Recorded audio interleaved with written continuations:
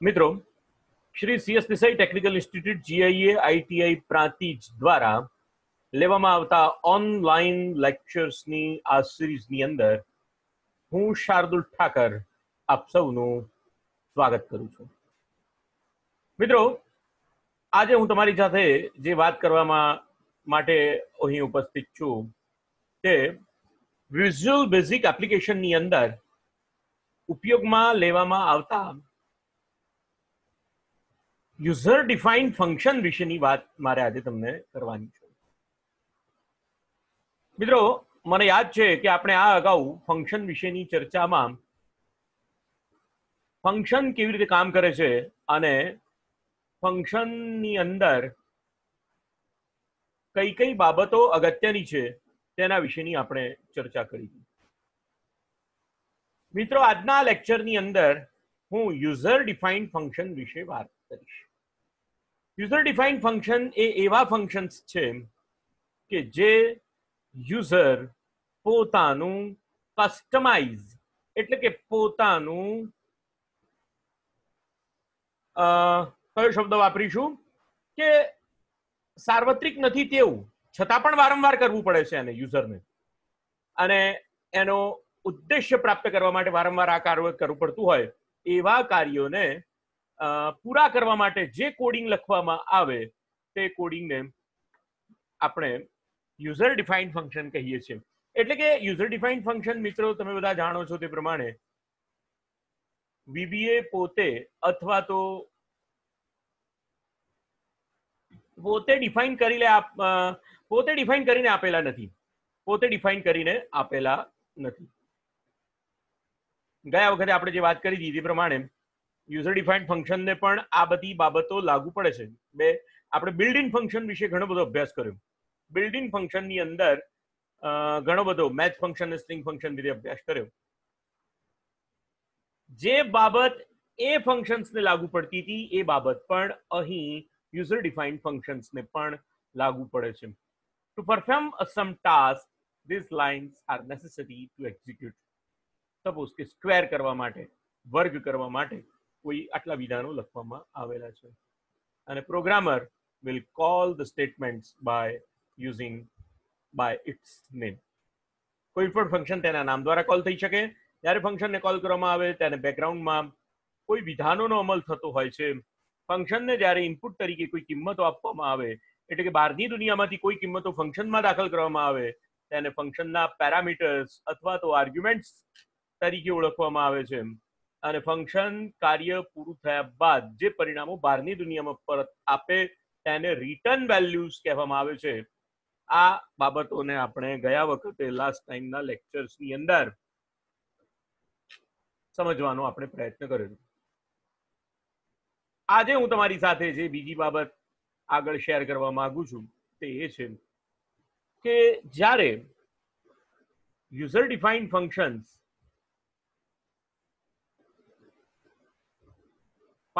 Functions ખાસ કરીને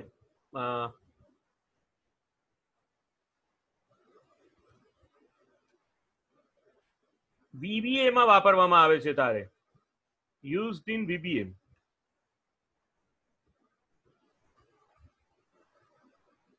અને આપણે બધા જાણીએ છીએ કે વિઝ્યુઅલ બેઝિક એપ્લિકેશનને આપણે આપણા એક્સેલમાં ઉપયોગ કરીએ છીએ.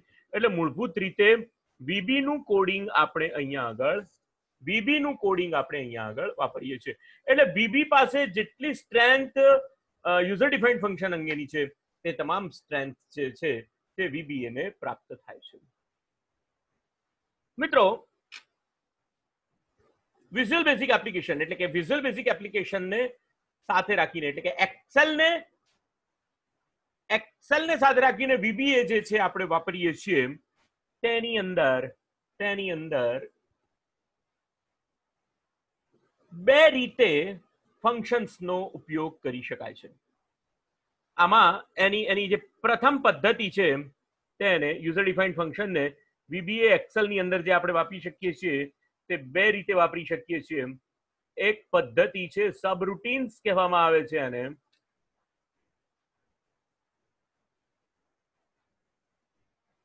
સબરૂટીન્સ અને બીજી જે પદ્ધતિ છે તે ફંક્શન અંગેની પદ્ધતિ છે. બે પદ્ધતિથી યુઝર ડિફાઇન્ડ ફંક્શન VBA ની અંદર લખી શકાય છે. VBA ની અંદર લખી શકાય છે. સબરૂટીન્સ તો આપણે બધા જાણીએ છીએ. શું થાય છે ભાઈ? સબરૂટીન્સ અને ફંક્શન્સ આ બંને યુઝર ડિફાઇન્ડ પ્રકારના ફંક્શન્સ છે, પરંતુ એની અંદર બંનેમાં મુખ્ય ફરક એ છે કે સબરૂટીન્સ ક્યારે કોઈ વેલ્યુ રિટર્ન કરતા નથી, જ્યારે ફંક્શન કોઈ વેલ્યુને તમને પરત આપે છે. ફંક્શન કોઈ વેલ્યુઝને તમને પરત હંમેશા આપે છે, આપે છે. એવી શક્તિ ધરાવે છે કે તમને કોઈ વેલ્યુ એ પ્રક્રિયા કર્યા બાદ આપી શકે.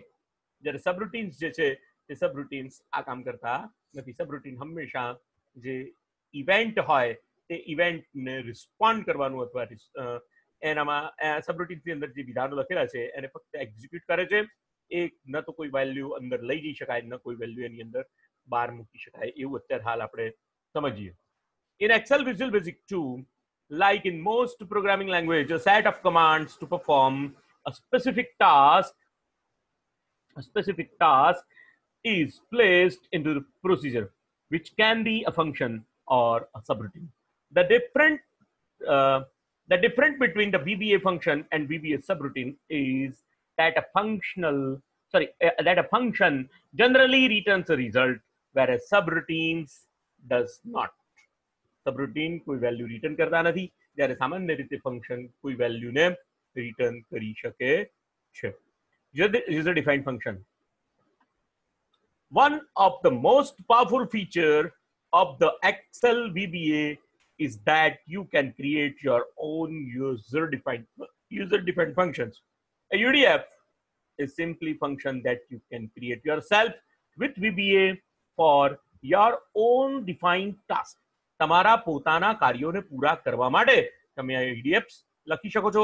કસ્ટમ ફંક્શન્સ છે જે તમે લખી શકો છો. A UDF can remain in the code module attached to a workbook. એટલે બરોબર ધ્યાન આપજો.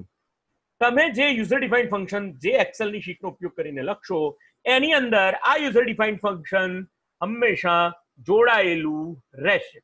In which case it will always be available when that workbook is open. આ વર્કબુક ઓપન હશે ત્યારે હંમેશા આ યુઝર ડિફાઇન્ડ ફંક્શન તમને ઉપયોગમાં લેવા માટેની છૂટ મળશે. Alternatively, you can create your own add-in contain one or more function that you can all install into Excel. A add-in ફંક્શન્સની વાત કરે છે. એટલે એક્સેલની અંદર એવી પણ ફેસિલિટી છે કે તમે જે યુઝર ડિફાઇન્ડ ફંક્શન બનાવ્યા એ યુઝર ડિફાઇન્ડ ફંક્શનને એડિંગની અંદર એટલે કે એક્સેલની અંદર ઉમેરી શકાય અને તમારા સોફ્ટવેરની અંદર ઉમેરી શકાય. Here the user defined function can be entered into only cell on the formula bar of the spreadsheet, just like entering the built-in function of MS Excel spreadsheet. આ ફંક્શન્સને એડ ઓન કરાવ્યા પછી તમે જેવી રીતે બીજા કોઈ પણ ફંક્શન કે જે એક્સેલના પોતાના ફંક્શન છે લખી શકો છો, એવી રીતે તમારું યુઝર ડિફાઇન્ડ ફંક્શન પણ એડ ઓનમાં એડ કરાવ્યા પછી એ તમારું ફંક્શન એ તમારા સોફ્ટવેરની અંદર એક્સેલમાં જ્યારે જ્યારે ઉપયોગમાં લેશો ત્યારે ઉપયોગમાં આવશે. હવે મારે અહીંયાથી જરા તમારી સાથે વાત બદલવી છે, એટલે કે ફંક્શન્સ વિશે વાત કરવી છે, સબરૂટીન વિશે વાત. ફંક્શન્સ બરાબર મિત્રો ધ્યાન આપજો. સિન્ટેક્સ કેવી છે ફંક્શનની? સિન્ટેક્સ ઓફ ફંક્શન બરાબર ધ્યાન આપજો. અહીં ફંક્શન નેમ લખવામાં આવે છે.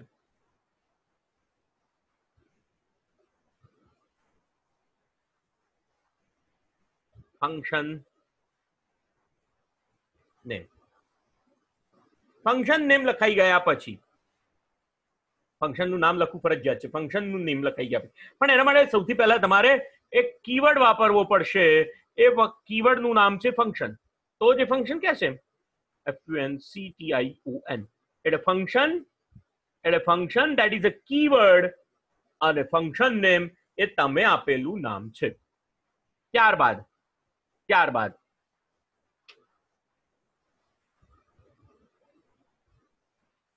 Arguments or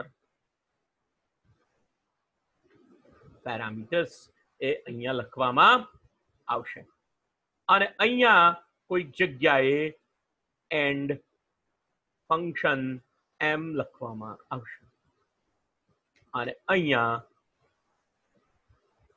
statement 1 statement 2 3 and n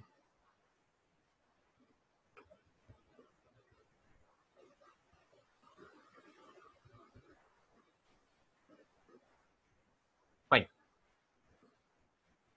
જે સ્ટેટમેન્ટ્સ લખશો તમે આ બે બ્લોકની અંદર ફંક્શન અને એન્ડ ફંક્શનના બ્લોકની અંદર તમે લખશો હવે બરોબર ધ્યાન આપજો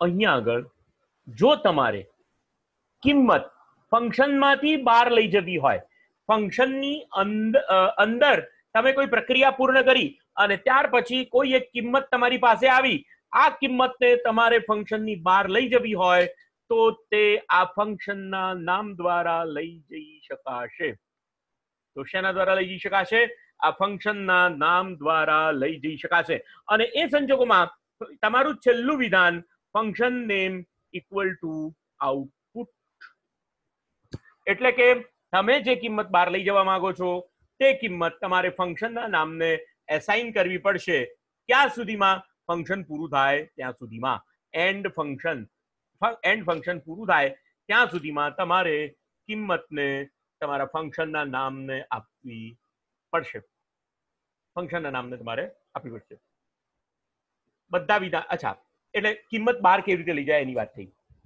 પણ હવે કિંમત અંદર લાવવી હોય એટલે કિંમત જે છે એને તમારે તમારા ફંક્શનની અંદર લઈ આવવી હોય અને એના આધારે તમારે કંઈક પ્રોસેસ કરવી હોય એ સંજોગોમાં તમારે આ આર્ગ્યુમેન્ટ્સ અથવા તો પેરામીટર્સનો ઉપયોગ કરવો પડશે આર્ગ્યુમેન્ટ્સ અથવા પેરામીટર્સનો એટલે કે જે કિંમતો તમે બહારથી લાવવા માંગો છો એ કેટલી વેલ્યુઝ લઈ જવી છે તમારે ફંક્શનની અંદર એનું લિસ્ટ તમારે આ આર્ગ્યુમેન્ટ્સ અથવા તો પેરામીટર્સ વિભાગની અંદર તમારે આપવું પડશે કેટલી કિંમતો તમારે લઈ જવી છે તેનું લિસ્ટ દરેકે દરેક ઇન્ડિવિડ્યુઅલ આઇટમ અને દરેકે દરેક આઇટમ માટે એનો ડેટા ટાઈપ દર્શાવવો જરૂરી છે દરેક ડેટા ટાઈપ દર્શાવવું જરૂરી છે એટલે હવે આ જે ફંક્શન છે ને એટલે એના 4 પ્રકાર પડ્યા આ ફંક્શન્સના કેટલા પ્રકાર પડ્યા હવે ભાઈ તો આ જે ફંક્શન્સ જે છે એના 4 પ્રકાર પડ્યા કઈ દ્રષ્ટિથી 4 પ્રકાર પડ્યા તો પહેલો પ્રકાર થયો ફંક્શનનો પહેલો પ્રકાર કયો થયો ફંક્શન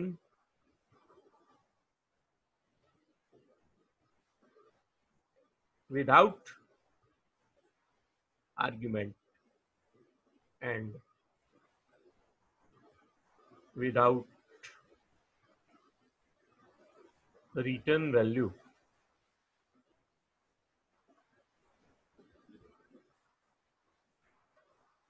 એટલે કે ફંક્શનનો પહેલો જે પ્રકાર પડ્યો તે કેવો પડે ભાઈ કે ફંક્શનની અંદર કોઈ આર્ગ્યુમેન્ટ પાસ કરવામાં ના આવે અને કોઈ વેલ્યુ પણ રિટર્ન કરવામાં આવે નહીં ના તો અંદર કંઈ જાય ના તો ફંક્શનમાંથી બહાર આવે આ પહેલો પ્રકાર થયો બીજો પ્રકાર કયો થયો તો વિથ વાળો એટલે કે ફંક્શનની અંદર કિંમતો દાખલ કરવામાં આવે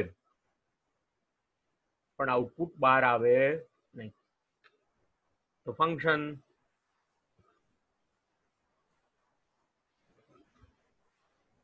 with argument and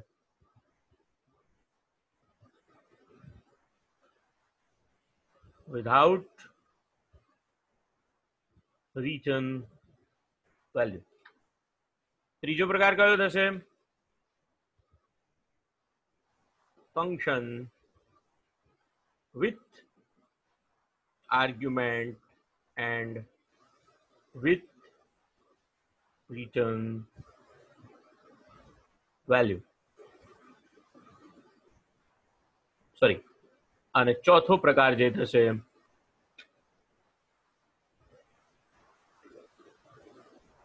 function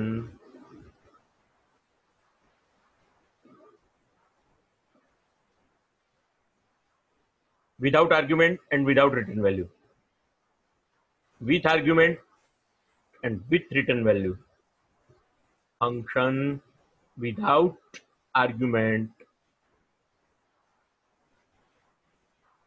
and with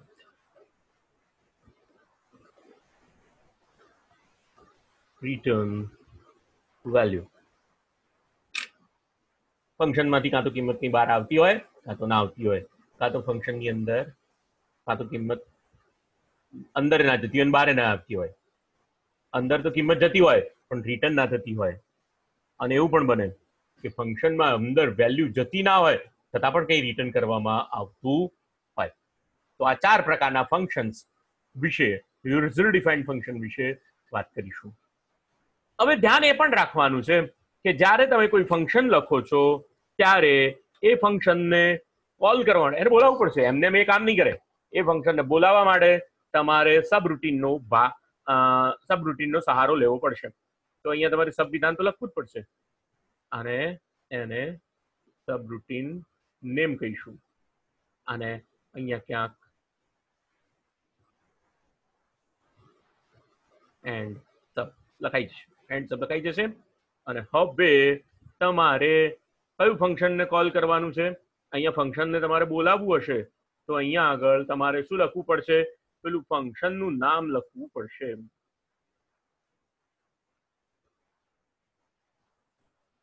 function name દ્વારા પેલું બહાર જે ફંક્શન છે એને તમારે બોલાવવું પડશે. એટલે બરોબર ધ્યાન આપજો મિત્રો. ફંક્શન આ પ્રમાણે કાર્ય કરે છે. ફંક્શનમાંથી વેલ્યુને તમારે બહાર લઈ જવી હોય તો એના નામની અંદર વેલ્યુને સ્ટોર કરવી પડે છે. ફંક્શનના નામની અંદર જ વેલ્યુને તમારે સ્ટોર કરી દેવી પડે છે. બહુ નાના નાના ફંક્શન્સ લખી અને આપણે આ બાબતને સમજવાનો પ્રયત્ન કરીશું. ઉદાહરણ તરીકે પહેલું એક ફંક્શન આપણે અહીંયા લખીએ, સરવાળો કરવા માટે ફંક્શન. બહુ સિમ્પલ, સીધું અને સાદું. આપણે બીબી એક્સેલની અંદર જતા રહીએ ને અહીંયા 11 શીટની અંદર અહીંયા આગળ ઇમિડિયેટ વિન્ડો ઓપન કરી દઈએ. અહીંયા વ્યૂ મેનુમાં જઈને ઇમિડિયેટ વિન્ડો ઓપન કરી દઈએ. એક સબ રૂટીન લખીશું, એક સબ રૂટીન. આ સબ રૂટીનનું નામ શું હશે?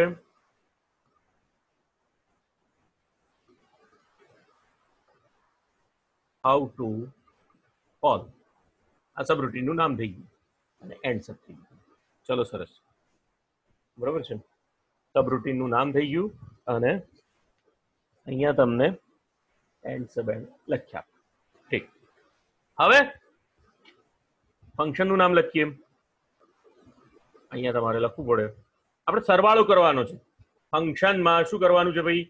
આપણે સરવાળો કરવાનો છે. એટલે પહેલા ફંક્શન નથી લખતા, પહેલા આપણે આની અંદર વેરિયેબલ્સ લખી નાખીએ. વેરિયેબલ, બરોબર. Dimension number 1 as integer. એ રીતે નંબર 2 ને પણ ઇન્ટીજર તરીકે ડિક્લેર કરી દઈએ, એન્ડ 2 ને પણ ઇન્ટીજર તરીકે ડિક્લેર કરી દઈએ.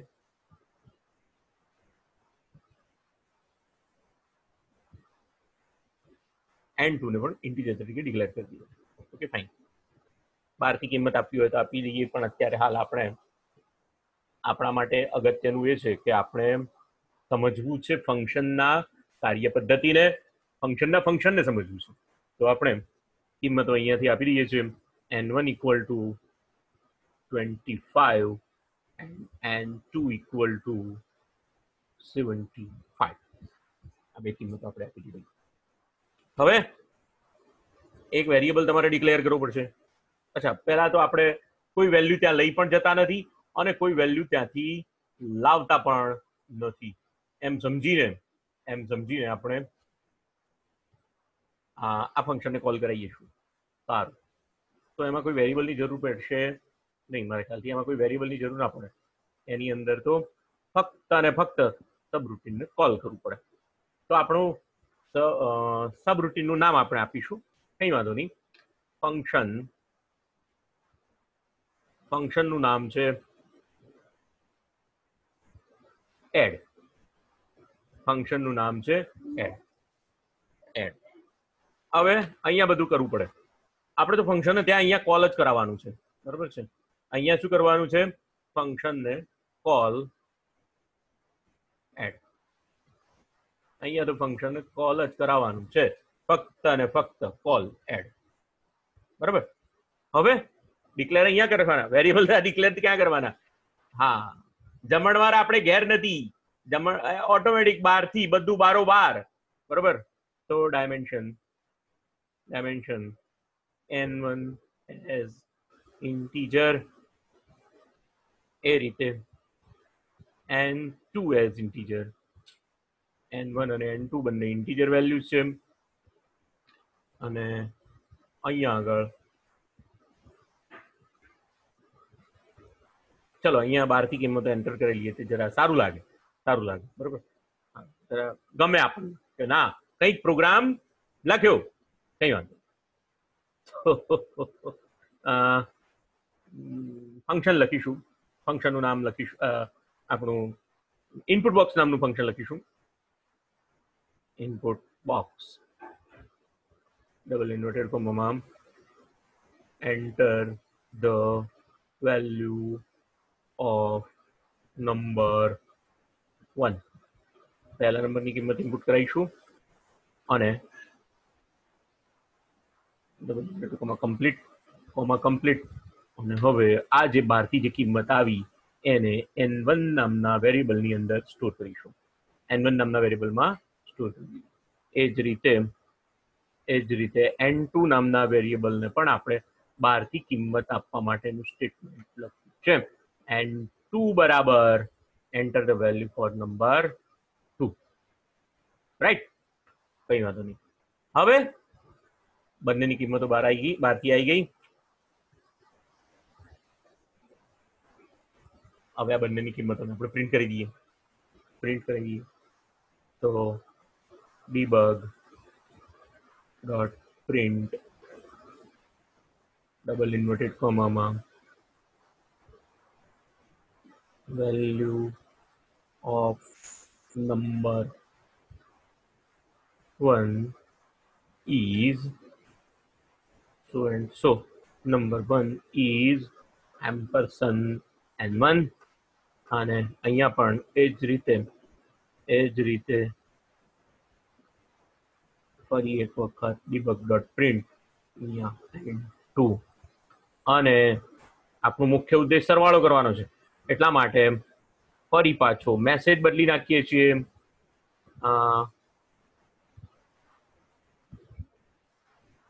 sum of these two numbers is, સરવાળો કરી દઈએ, n1 પ્લસ n2. બરાબર. ઓકે, પ્રસંગ આપણે કર્યો, ઘેર જમણવાર આપણે ઘેર કહીએ નહીં. બરાબર છે. હા, બહુ સરસ ઉદાહરણ છે. તમે ઘરે લગ્ન લઈને બેઠા છો, કોન્ટ્રાક્ટ ઉપર ડીશ આપી દીધી, લગ્નના દિવસે તમારે માણસોને જમાડી દેવાના, વાત ખતમ. એટલે આ પ્રકારના ફંક્શન, કોઈ વેલ્યુ રિટર્ન નહીં કરવાની અને બારોબાર બધું પતી જાય. કોઈ વેલ્યુ ઇનપુટ પણ કરવાની નહીં. આને ફક્ત રન કરવાનું. આને ફક્ત આ જે સબ રૂટીન છે એને રન કરવાનું. તો તરત જ સબ રૂટીને કોલ કર્યું. કોને? હા, બોલાઈ આવો ભાઈ પેલા લોકોને. હા, નંબર 1 ની કિંમત એ લોકો લાગુ પડી, એ લોકો કામે ચાલુ લાગુ. પેલા ભાઈ લાવો નંબર 1 ની કિંમત લાવો, નંબર 2 ની કિંમત લાવો, બેનો સરવાળો કરો, પ્રિન્ટ કરો, ઘેર જતા રહો, વાત કરો. પહેલો નંબર આપણો 25, બીજો નંબર 75 અને એને પ્રિન્ટ કરી દીધું. Number value of number is 25. Number, હા અહીંયા આપણે મેસેજ ખોટો લખ્યો. નંબર 2 ઇઝ n2 અને sum of this two numbers is 100. ખેલ કરમ. તો આમાં શું કર્યું? પહેલા પ્રકારનું ઉદાહરણ થયું. આ ફર્સ્ટ ટાઈપનું ઉદાહરણ.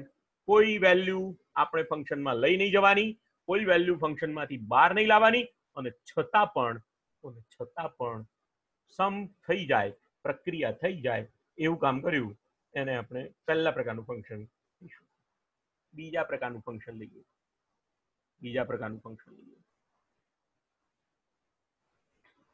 હવે આના માટે આ બીજા પ્રકારનું જે ફંક્શન અહીંયા આગળ આપણે જોયું,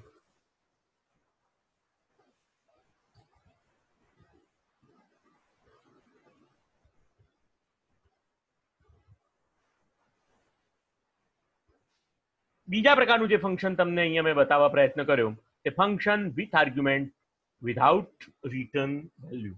ફંક્શનની અંદર લઈ તો જવાનું પણ કોઈ વેલ્યુ ફંક્શનમાંથી બહાર આવશે નહીં. એ આ બીજા પ્રકારનું ફંક્શન છે. એના માટેનું એક્ઝામ્પલ જોઈ લઈએ.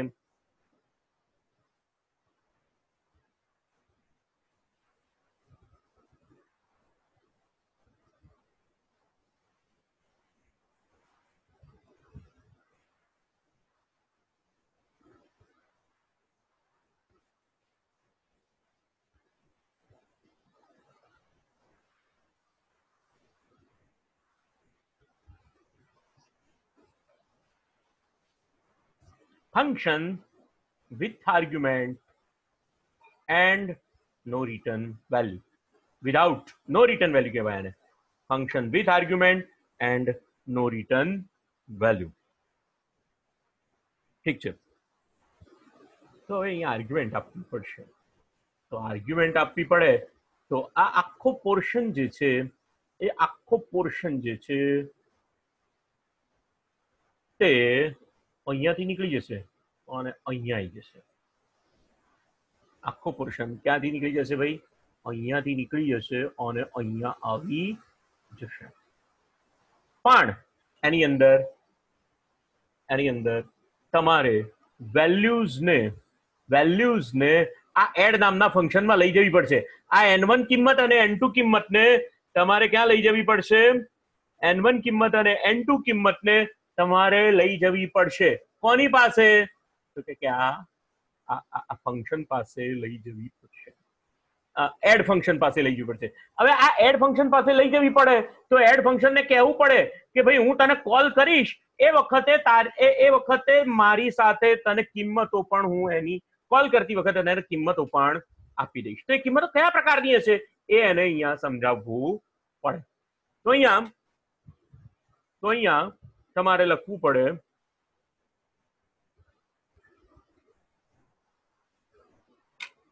એના માટે જુઓ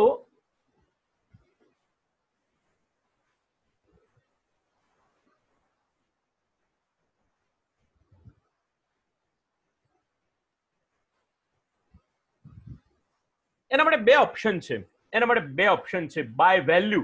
કિંમતોને જ્યારે તમારે ફંક્શનની અંદર લઈ જવી હોય ત્યારે તમે એને બે રીતે લઈ જઈ શકો છો. બે કીવર્ડ દ્વારા લઈ જઈ શકો છો. એક બાય વેલ્યુ અને બાય રેફરન્સ. બરોબર ધ્યાન આપજો. By value and by reference. Okay. By value we pass the copy of the actual value to the argument. જ્યારે આપણે બાય વેલ્યુ કીવર્ડનો ઉપયોગ કરીશું તો જો અહીંયા આગળ તમારે બાય વેલ્યુ કીવર્ડનો ઉપયોગ કરવો પડે. By value x as integer અને by value y as integer.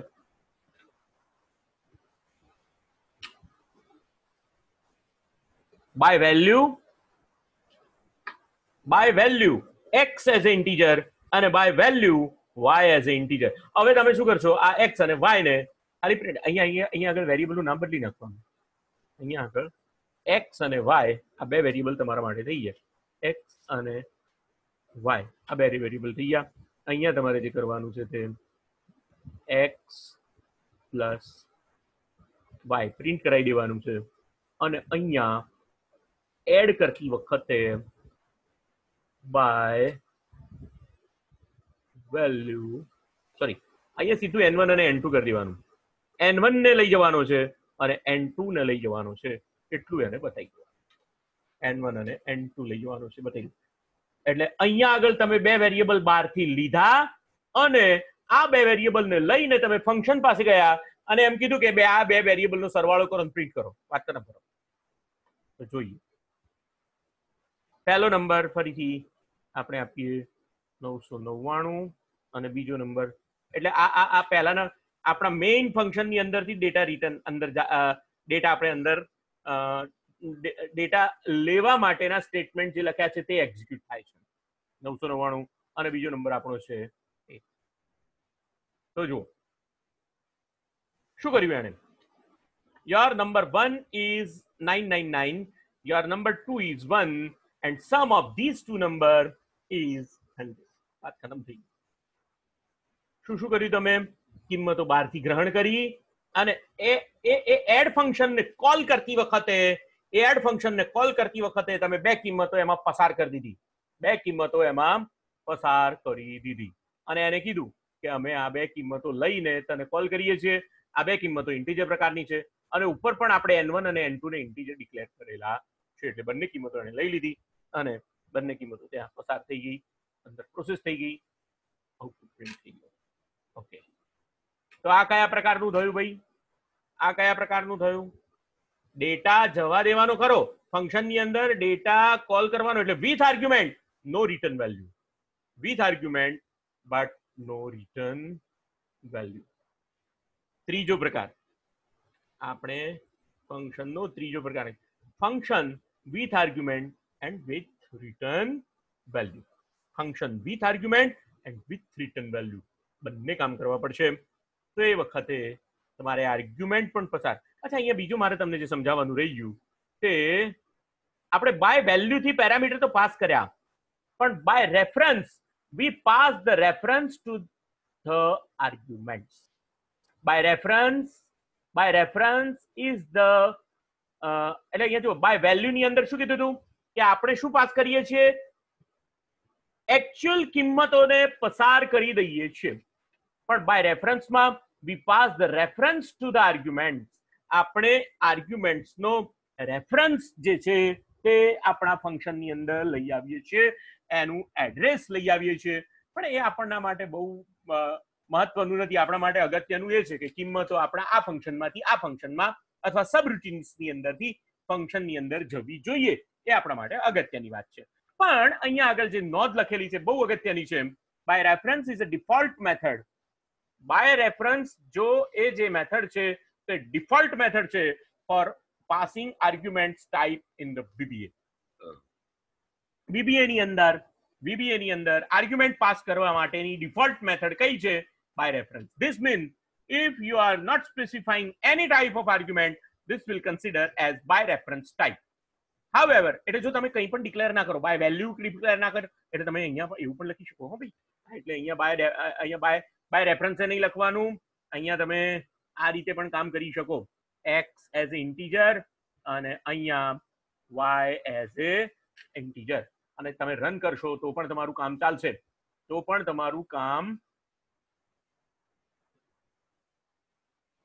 By reference argument type by mismatch. અહીંયા આગળ તમારે અહીંયા લખવું પડે શું લખવું પડે બાય રેફરન્સ n1 અને બાય રેફરન્સ n2. એ પણ નથી ચાલતું. એનો મતલબ એમ થયો કે આપણે જે છે એ n1 અને n2 ને અહીંયા લઈ જવા હોય તો આપણે ડાયાડમરા થઈ અને બાય રેફરન્સ અહીંયા લખી નાખવાનું બાય રેફરન્સ અહીંયા લખી નાખવાનું અને અહીંયા બાય રેફરન્સ અહીંયા લખી નાખવાનું બાય રેફરન્સ અહીંયા લખી નાખવાનું અને આ પ્રોજેક્ટને આપણે રન કરવાનું તો આપણું કામ થઈ જશે. આ પ્રોજેક્ટને આપણે રન કરીએ બે કિંમતો આપણી પાસેથી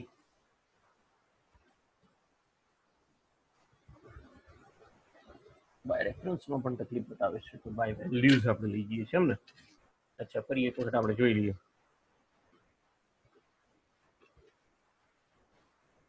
બાય વેલ્યુ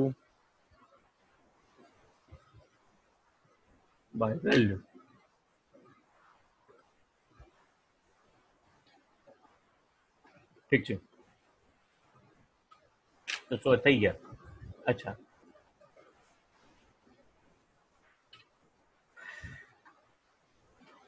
તો બાય રેફરન્સ વેલ્યુઝ ને લઈ જવી હોય તો અહીંયા આગળ તમારે બતાવવું પડે બાય રેફરન્સ, અને અહીંયા આગળ તમારે બતાવવું પડે વેરિયેબલ n1 એઝ ઇન્ટીજર, અહીંયા આગળ બતાવવું પડે બાય રેફરન્સ, બતાવવું પડે n2 એઝ ઇન્ટીજર, અને અહીંયા એક્સ વાય પછી ચાલે નહીં, n1 અને અહીંયા n2, અને અહીંયા પણ n1 નો સરવાળો અને n2 નો સરવાળો, n1 નો સરવાળો અને n2 નો સરવાળો.